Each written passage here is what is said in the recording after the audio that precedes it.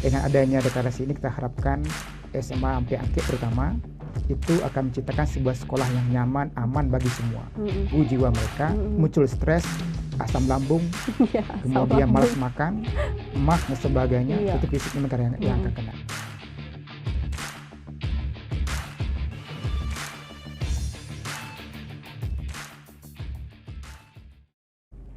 Assalamualaikum warahmatullahi wabarakatuh. Selamat siang, Waalaikumsalam. selamat beraktivitas sahabat Smanifa TV dimanapun berada. Ketemu lagi bersama saya Revi Mitania, yang kali ini saya ditemani oleh seseorang yang juga alumni dari SMA 1 sampai Angke, Bapak Fadrizal. Apa kabar, Pak? Alhamdulillah sehat. Alhamdulillah, Pak. Jadi saya manggilnya apa nih, Pak? Bapak Fadri, Fad. Bapak Rizal, atau Fad. Pak Zal? Fad aja. Bapak Fad ya. Bukan Raja Fad ya, Fad. Fad, oke. Mudah-mudahan Pak. jadi raja juga. Amin ya Allah, amin. Ya, mudah-mudahan diberkahi ya Pak Diberkahi, ya. pemimpin ya. Pemimpin Nah, ya. mudah-mudahan. Oke Pak. Sebelumnya kami ucapkan selamat datang di studio Smanifa TV ini Pak ya. Ya. Di mana dalam studio ini kita akan berbincang-bincang mengenai kegiatan yang udah kita laksanain di luar tadi, yaitu kegiatan Roadsplay Deklarasi Anti Perundungan ya Ya. Pak. Oke, sebelum kita bahas lebih lanjut nih Pak mengenai kegiatan tadi, menurut Bapak kegiatan perundungan ini kan sampai sama dengan kegiatan dengan orang yang kurang empati atau lebih disebut dengan bullying. Ya. Nah itu kan marak sekali terjadi, bukan hanya secara perasaan, secara verbal, bahkan juga akan terjadi bullying di media sosial. Ya. Dan sekarang kita nggak bisa lepasin siswa-siswa, itu nggak bisa lepas dia dari gawai, dari handphone, bangun tidur HP yang dilihat, lagi pun belajar pun HP juga yang HP, dilihat. ya. Nah ini yang wabah seperti ini atau wacana seperti ini menurut tanggapan Bapak gimana nih Pak? Ya. Pertama saya merasa bangga Iya. karena ketika tamat SMA ini belum ada ini ya. Memang waktu itu masih jadul ya. Jadul. Nah, sekarang dengan kemajuan teknologi SMA sampai Angke Iya. juga telah mengadopsi teknologi ini sehingga mampu menghadirkan sebuah podcast bagi SMA sampai Angke Iya, inovasi yang baru, kekinian, Pak. Iya, yang tentunya harapkan adik-adik saya atau anak-anak didik semua itu memanfaatkan secara optimal, termasuk juga guru-gurunya memanfaatkan podcast ini untuk terutama pengembangan pendidikan. Nah, terkait dengan Roads Day tadi ya tentang perundungan, Iya. tentunya sejalan dengan kurikulum Merdeka, bahwasanya salah satunya adalah bagaimana menciptakan pelajar Pancasila. Itu diantaranya saling menghormati Iya. perbedaan. Iya. Nah, oleh karena itu perundungan itu sangat sejalan dengan apa yang diinginkan oleh kurikulum Merdeka, di mana anti perundungan di sekolah, tidak ada lagi perundungan sekolah, sehingga tidak ada namanya penghargaan terhadap orang lain. Karena ketika terjadi perundungan, terjadi bully, maka efeknya sangat besar, bukan hanya masalah fisik, juga fisikis, bukan hanya masalah prestasi siswa, tapi juga masalah fisik siswa. Nah, ketika terjadi perundungan tentunya mengganggu jiwa mereka, muncul stres, asam lambung, Ya, kemudian malas makan, emah dan sebagainya, Iya. itu fisiknya mereka yang akan kena. Dan juga tentunya ketika mereka dibully, Iya. mereka tidak percaya diri dengan diri mereka. Iya. Akhirnya mereka mungkin menyembunyikan diri dari orang lain, atau mungkin bisa jadi mengambil langkah cepat bunuh diri Iya. yang tidak kita inginkan. Iya, Nah, sangat. itu tentunya kita dengan adanya deklarasi ini kita harapkan SMA sampai Angke terutama itu akan menciptakan sebuah sekolah yang nyaman, aman bagi semua. Jadi tidak ada kata-kata perundungan, tidak kata bully, baik dari siswa ke siswa maupun dari unsur-unsur pendidik. Nah, termasuk di sini kata-kata motivasi negatif harus dihilangkan, karena idealnya kita guru adalah bagaimana memberikan motivasi positif pada anak. Apapun kondisi mereka, tidak perlu kita judge, tidak perlu kita hakimi, sehingga kita memberikan kata-kata positif yang membuat mereka maju terus ke depan. Nah, itu harapannya. Iya, oke Pak. Berarti berkaitan masih dengan keadaan bullying gitu kan Pak. Sebenarnya kan pengaruh yang sangat besar ini adalah dunia digital gitu kan Pak. Nggak pun anak SMA atau seusia remaja mereka, bahkan sekarang anak-anak kecil pun udah diajarkan untuk main HP dengan alasan nggak usah ngerepotin orang tua. Nah, tapi sebenarnya kalau kita pikir-pikir ulang, itu kan dampaknya sangat negatifnya banyak sekali. Tetapi nggak bisa juga kita lepas dari itu, karena di HP itu semuanya ada dalam satu genggaman. Nggak bawa dompet pun, asalkan bawa HP insya Allah aman. Kalau ada saldonya ya Pak ya. Oke. Nah itu kanlah menjadi fenomena yang nggak bisa lepas dari kehidupan kita sebagai makhluk sosial sekarang gitu Pak. Nah untuk orang tua di rumah nih Pak, gimana biar ada kerja teamwork antara orang tua dan guru di sekolah? Gimana caranya untuk mengatasi hal yang seperti ini gitu Pak? Analoginya sederhana saja. Panggilnya Nia ya. Ibaratnya pisau itu kan juga nggak bagus. Iya. Ketika digunakan untuk hal yang negatif, bisa jadi membunuh, melukai seseorang. Tapi pisau digunakan untuk memotong bawang, untuk memotong sayur dan sebagainya. Maka dia diperlukan. Sama halnya dengan gadget. Kita hari ini di dunia dunia teknologi sekarang itu kita butuhkan gadget karena dengan gadget itu mendekatkan yang jauh, kemudian juga mempercepat komunikasi, kemudian banyak hal yang kemudahan kita peroleh dengan adanya gadget, meskipun ada efek-efek negatif. Tentunya bagaimana caranya kembali ke diri kita masing-masing, bagaimana kita membentengi diri kita, memahami ini apa fungsi dan sebagainya. Seperti pisau tadi, kalau kita tidak memahami fungsi pisau itu apa, tentunya kita gunakan untuk hal-hal negatif, senjata dan sebagainya. Kenapa senjata juga tetap ada di dunia? Karena memang diperlukan. Kenapa? Apakah gadget itu harus dihilangkan? Juga nggak bisa begitu. Karena kalau kita hilangkan atau kita jauhkan dari sisi anak, ke depan tidak sajalah sekarang aplikasi-aplikasi pendaftaran untuk kerja, aplikasi pendaftaran untuk kuliah sekarang di gadget semua.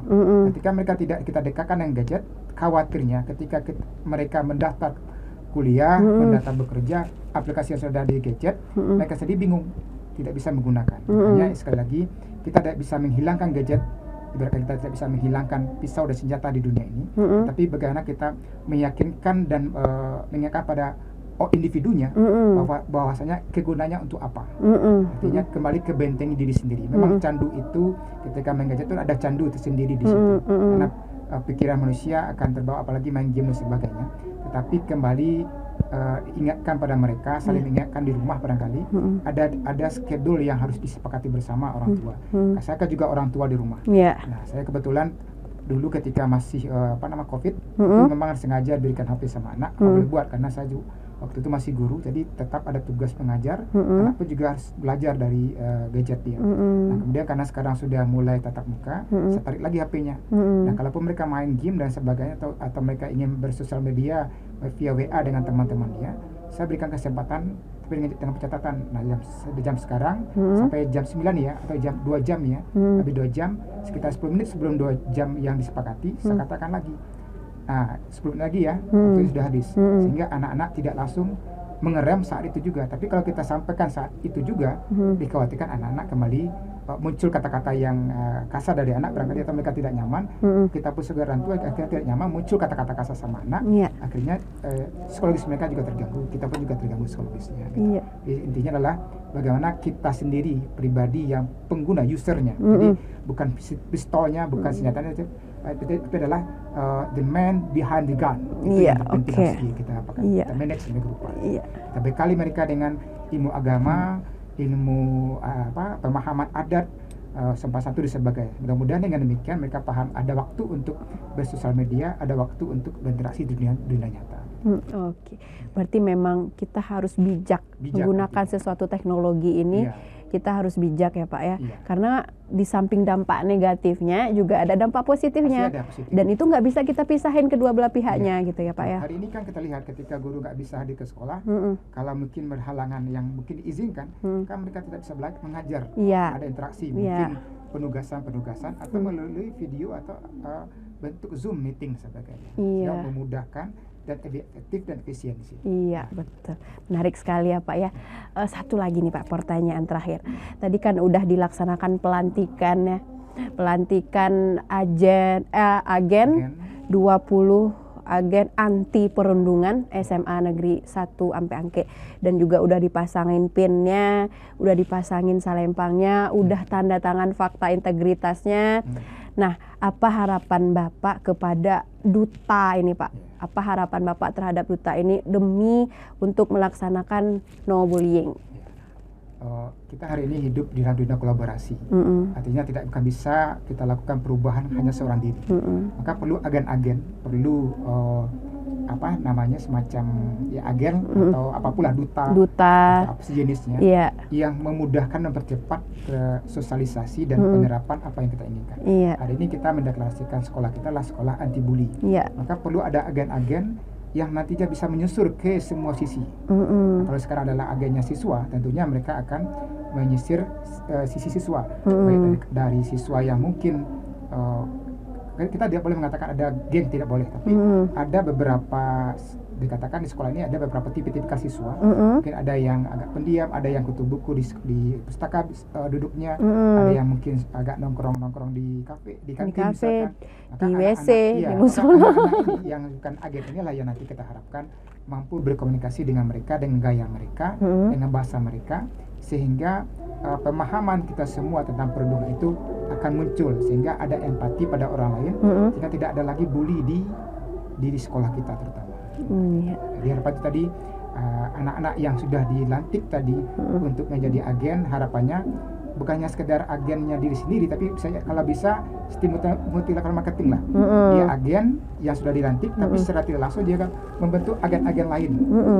Sehingga nantinya agen-agen lain pun juga memberikan sosialisasi atau paling tidak memberikan pengetahuan pada teman-teman yang lain, sehingga jumlah kita yang kurang lebih 1.000 ya, itu bisa cepat memahami bersama, punya kesempatan bersama bahwasanya sekolah itu harus ciptakan senyaman mungkin, tidak ada bully, baik fisik, verbal, dunia nyata maupun dunia maya.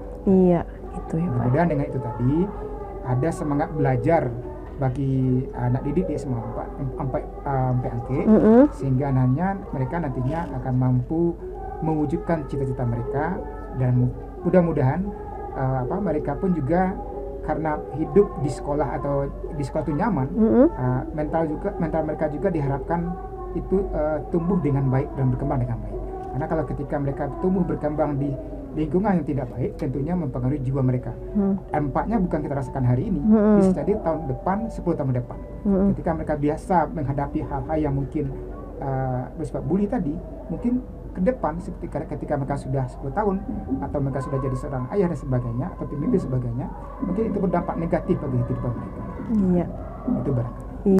Oke Pak. Terima kasih Pak atas penjelasannya mengenai anti perundungan, bukan menjadi tokoh yang perundung ya Pak, tapi anti perundungan. Oke Pak.